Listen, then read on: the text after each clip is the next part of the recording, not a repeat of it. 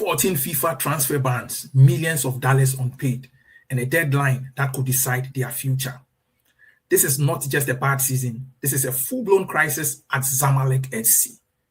Welcome to another episode of Red Card Africa. On this episode, we'll be talking about Zamalek. Yes, Zamalek, and how they went from being one of Africa's biggest clubs to facing 14 transfer bans in a single season. Yes, this is a very, very serious situation. This is a club that is currently undergoing crisis, and something needs to be done as soon as possible. If this is your first time of hearing Zamalek SC, then you've been missing a lot. Zamalek SC is one of Egypt's biggest clubs. Yes, you can't talk about Egyptian football without talking about Zamalek, and you cannot talk about African football without talking about Zamalek. Zamalek are one of the giants of African football, and even as at now, in their challenging situation that they find themselves in, you still cannot talk about the giants without talking about Zamalek. But how did they find themselves in this current situation? Now, from being giants and from winning continental titles, yes, Zamalek is one of they have 5 CAF Champions League titles under their belt, and they currently have 2 CAF Confederation Cup trophies as well. Now, this is where it gets interesting. When Zamalek won their 5th CAF Champions League trophy in 2002, ladies and gentlemen, El Ali had just 3. El Ali had just 3 CAF Champions League trophies when Zamalek won their 5th trophy. And now their rivals, El Ali, has 12 trophies, and Zamalek is still stuck at 5 trophies, with their last CAF Champions League trophy win coming in 2002. Even as at the time, when they won their 5th CAF Champions League, TP Mazembe had won just 2 CAF Champions League trophies. Now, TP Mazembe has 5 as well. And Esperance had 1 at the time in 2002. Now, Esperance has 4. And Zamalek is still sitting at 5 trophies. That tells you how big that club Zamalek is. In the Egyptian league, they've won 14 trophies, 14 league titles. They are only second to their biggest rivals, El Ali, in the league. So it tells you that Zamalek is not a small club.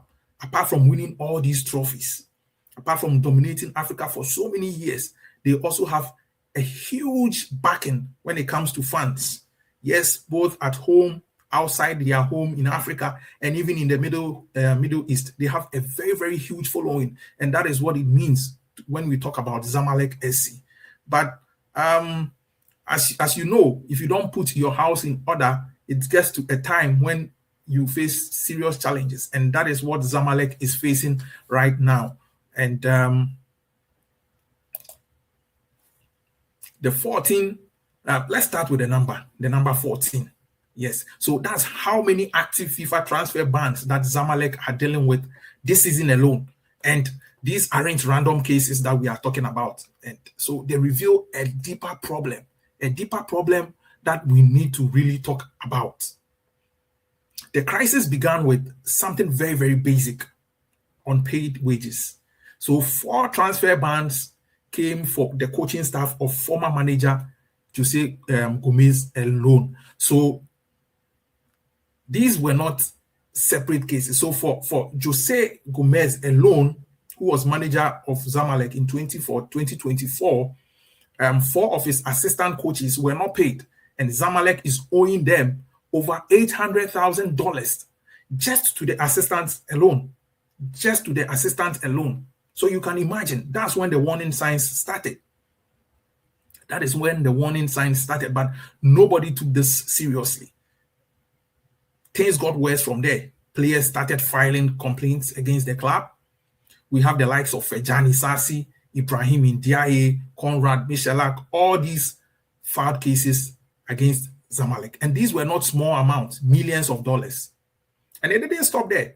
Even clubs also began to file cases. So Estrela Amadora of Portugal, Royal Charleroi of Belgium, Etihad Tanger of Morocco. And transfer fees weren't being paid. Installments were missed. So basically, the club goes to buy players, and They are not able to pay.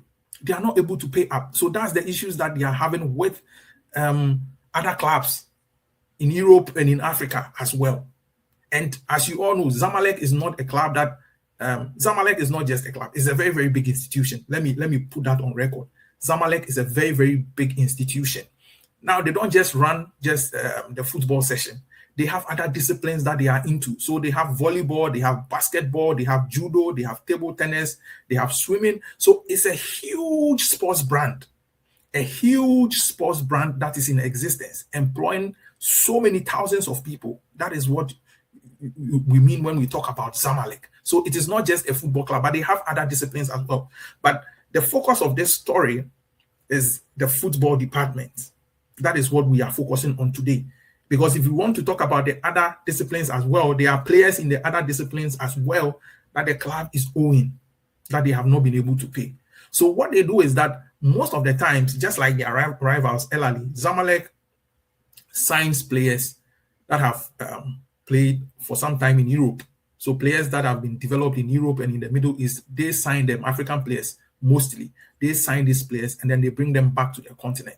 So if, for example, the player was sold from, let's say, Generation Foot to Generation Foot in Senegal to, let's say, a club in a second division French team, or a mid-table or a lower table French team, and then goes to that team and then doesn't really get regular playing time, El Ali or Zamalek brings these players back to the continent to play. Yes, because they believe that these players are more ready to use than the talent, homegrown talent in Egypt or even in Africa. So that is what Zamalek has been doing, and that's how come they have most of these players that they are having issues with currently. Even though they are Africans, Zamalek signed them mostly from European or clubs in Middle East. So they signed them mostly from those clubs, and then they brought them to Egypt. So some were on loan, some were on permanent basis. Yes. So the biggest blow. So the turning point came when the Court of Arbitration for Sport stepped in and they ruled in favor of, for example, Senegalese international Ibrahim Ndiaye, ordering Zamalek to pay him $1.6 million. Yes, $1.6 million. And for your information, Zamalek is one club that if you go to the FIFPro website, FIFPro is an association of footballers. So FIFPro usually is set up to protect players. Yes, protect the welfare of players. Mostly players that are playing outside their home country, mostly. But it also includes players that are playing in their home country. So that's what FIFPro does. And FIFPro usually comes out to warn players about joining certain clubs. And if you check their records, you realize that we have a number of Egyptian clubs on their list. We have a number of Egyptian clubs on their list. So they warn you that if you intend to play for this team, then you need to know that these are this is their history. These are the records that we have for these teams.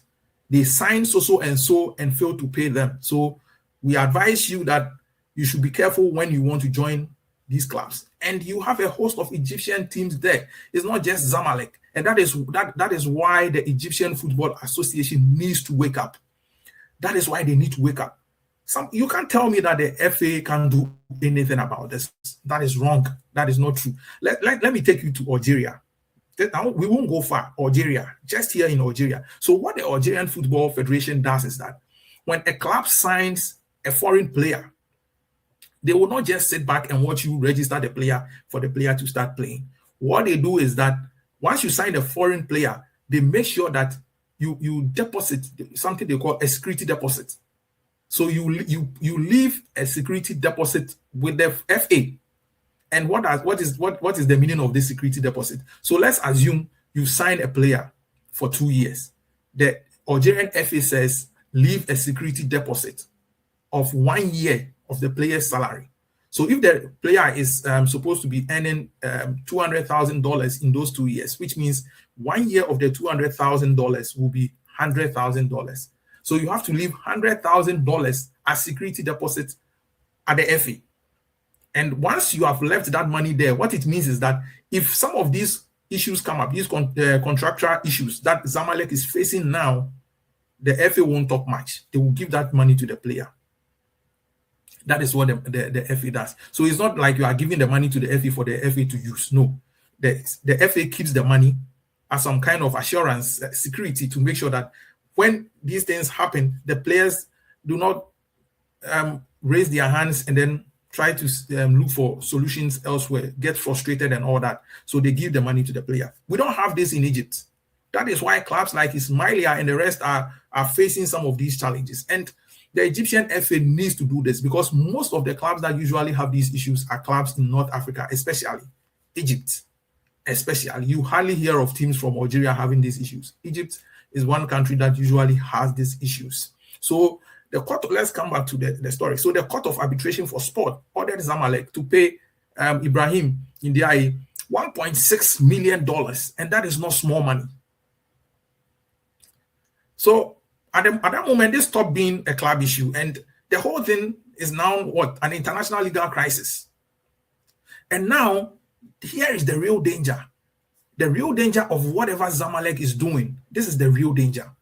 Now, Zamalek must clear all these debts before May 2026, or risk losing their license from CAF. So no license means no continental football. Now, all these things are measures that has been put in place by FIFA and the Court of Arbitration for Sports and the football governing bodies in the various regions. So you failing to pay your players or your coaches means that you don't get a license to participate in CAF interclub competitions.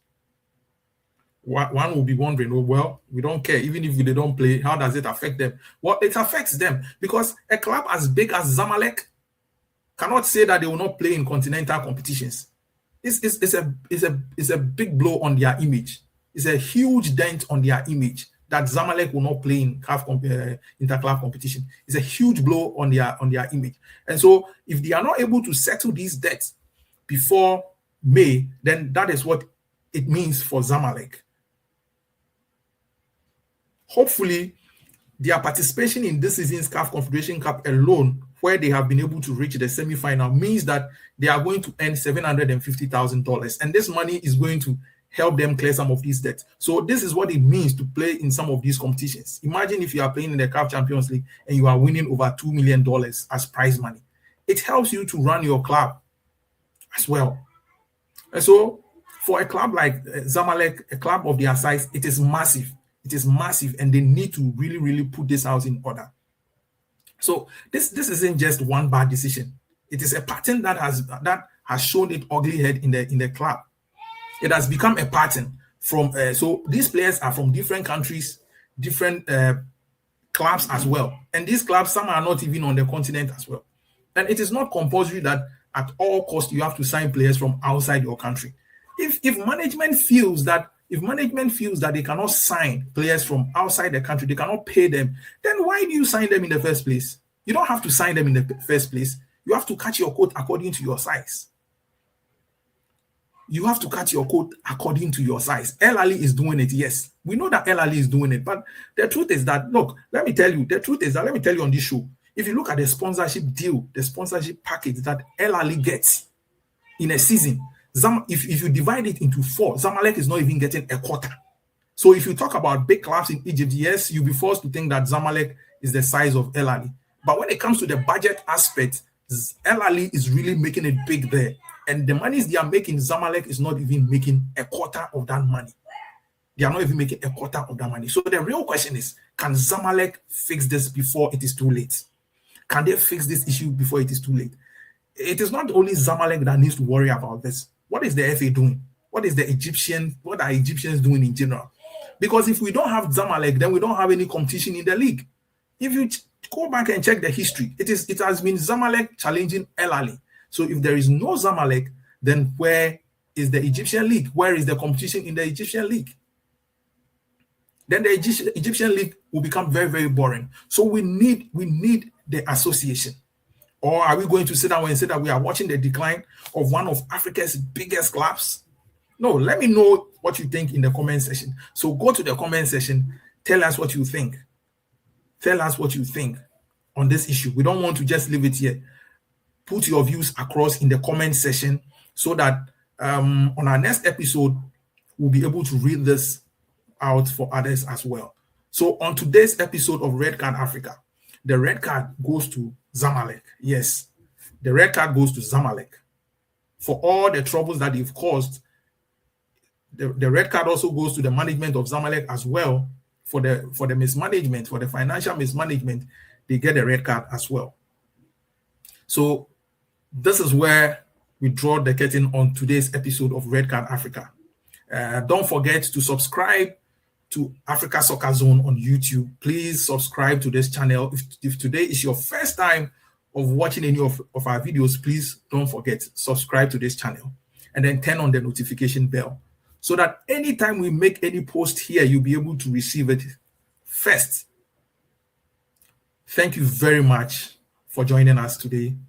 We'll see you some other time. Bye-bye.